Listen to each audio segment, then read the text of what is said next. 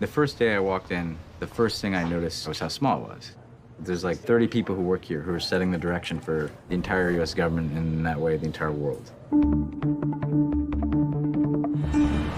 I feel like we should have a clock with the days counting down because what we have set in motion, all of that is at stake. Syria, Libya, North Korea, climate change. We have about as full of an agenda as any administration has ever had.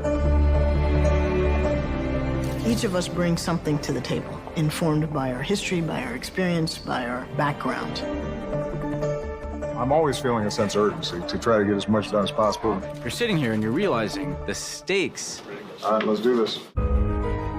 What's happening in Syria is beyond frustrating. It was a dark, devastating day. I will never stop trying to stop the war if there's a chance of finding a way forward. People need to be the center of our foreign policy thinking. What Russia has done is wrong. Is there nothing that can shame you? You know, she sustains that original idealism around our ability to save lives and make things better.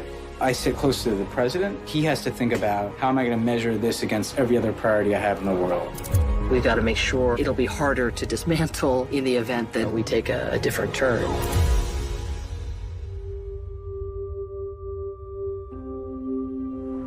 And I just came outside to try to process all this. It's a lot to process. History really doesn't follow a straight line.